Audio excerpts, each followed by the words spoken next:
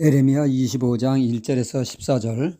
여름철이면 우리나라에는 어김없이 장마가 찾아옵니다. 연일 내리는 장맛비는 무더위를 식혀주기도 하죠. 최근 급격한 기후변화로 인해 여름 장마를 1차 장마로 보고 가을 문턱에 들어서는 처서에 내리는 비를 이른바 2차 장마라고 부르고 있습니다. 이번 2차 장마로 파주에 그 비다한 비가 연일 내리고 있습니다. 저는 건강관리를 위해 매일 가볍게 걷기 운동을 하는데 비가 와서 밖을 못 나가 부득불 실내에서 운동을 하게 되었습니다. 실내에서 무슨 운동을 하나 생각하다가 근력 운동에 좋다는 스쿼트를 하기로 마음을 먹고 약한 강도로 실시를 했습니다. 저녁 때가 되니 무릎 상태가 안 좋습니다. 걷는 게 부담이 됩니다. 즉각 그 운동을 중단하게 되었죠. 건강을 위한 운동이 오히려 건강을 해치는 경우가 허다합니다. 스쿼트로 인해 무릎에 병을 얻는 경우가 허다하다고 하죠. 그러기에 아무리 좋은 운동일지라도 내 몸에 맞는가 살펴보아야 합니다. 아니면 운동이 건강을 해치는 독이 될 수 있으니 말입니다. 소위 말하는 역효과가 날 수가 있습니다. 효능도 살펴보아야겠지만 부작용도 살펴보아야 한다는 것이죠. 자기를 위해서 한 것이 자기를 해치는 일이 우리들의 삶 가운데 얼마든지 일어납니다. 마치 건강을 위한 그것이 건강을 오히려 해치듯 말이죠. 우리의 신앙생활도 그렇습니다. 자기를 위한 신앙생활이 자신을 해칠 수 있다는 것이죠. 그러기에 주의가 필요하다 하겠습니다. 자신의 신앙을 해치는 1순위가 무엇입니까? 그것은 바로 우상을 드는 것입니다. 우상을 숭배하는 것이죠.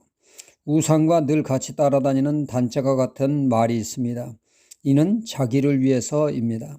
사람들은 자신의 행복을 위하여, 자신을 위하여 살 때 반드시 우상을 두게 된다는 사실이죠. 출애굽기 32장 8절에 보면 그들이 내가 그들에게 명하는 길을 속히 떠나 자기를 위하여 송아지를 부어 만들고 그것을 숭배하며 그것에게 희생을 드리며 말하기를 이스라엘아 이는 너희를 애굽 땅에서 인도해낸 너희의 신이라 하였도다 말씀하고 있습니다. 이 말씀은 모세가 하나님의 산에서 40일간 하나님과 대면하며 깊은 교제를 나누며 십계명을 받을 때 산 아래 이스라엘 백성들은 모세가 행방불명되었다고 지도자의 공백에 몹시 두려워했습니다. 지도자가 종적을 감추었으니 우리를 인도할 신은 만들라고 모세형 아론에게 압력을 가하게 되죠.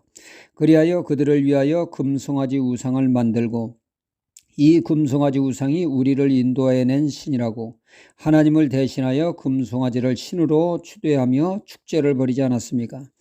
그들은 그들을 위해 자신들을 위해 우상을 섬겼습니다. 자신을 위한 우상 섬김이 과연 그들을 축복되게 했습니까? 아니죠. 그들을 위한 우상 섬김이 약 3,000명가량의 사람이 죽어나가는 비극을 가져다 주었습니다. 우상 숭배에 하나님이 가장 싫어하는 죄 중의 죄입니다.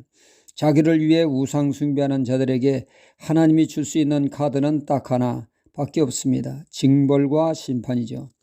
오늘 말씀도 이스라엘의 유다가 자신들을 위하여 우상을 섬깁니다. 그들을 위한 이 같은 일에 대하여 7절에 말씀하기를 너희가 내 말을 듣지 아니하고 너희 손으로 만든 것으로 나의 노를 격동하여 스스로 해하였느니라. 여호와의 말이니라. 유다 백성은 자신들을 위하여 우상을 섬겼는데 그것이 바로 그들 스스로를 해하는 자의 행위였다는 말씀입니다. 마치 신약 성경에 나오는 거라사 광인이 자신의 몸을 자해하듯이 자신을 위해 사는 것이 바로 자신을 파멸로 이끄는 자의 행위가 된다는 것이죠. 그런 그들에게 하나님이 줄 수 있는 것은 심판밖에 없었다는 얘기입니다. 하나님은 바벨론을 심판의 도구로 사용하셔서 그들에게 자유와 기쁨과 소유를 다 빼앗기는 곤고한 삶이 70년간 이르게 될 것을 말씀하시는 충격적인 말씀을 하고 있습니다. 10절과 11절에 내가 그들 중에서 기뻐하는 소리와 즐거워하는 소리와 신랑의 소리와 신부의 소리와 맷돌 소리와 등불의 빛이 끊어지게 하리니 이 온 땅이 황폐하여 놀램이 될 것이요 이 나라들은 70년 동안 바벨론을 왕으로 섬기리라.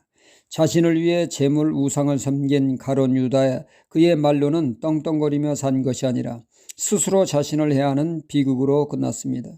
자신을 위해 명예우상, 재물우상, 자식우상 등등의 우상을 섬기면 스스로 해야 하는 자의 행위가 됨을 우리는 알아야겠습니다. 성경은 말씀합니다. 자신을 위해 사는 것이 결코 자신을 위한 삶이 아니라고, 오히려 자기를 해치는 삶이라고 경고하고 있습니다. 말씀은 말하기를 남을 위하여 살라고 하십니다. 한 걸음 더 나아가 하나님을 위해 살라고 하십니다. 남을 위해 사는 것, 하나님을 위하는 삶이 바로 자신을 위하는 삶이 되기 때문입니다. 할렐루야.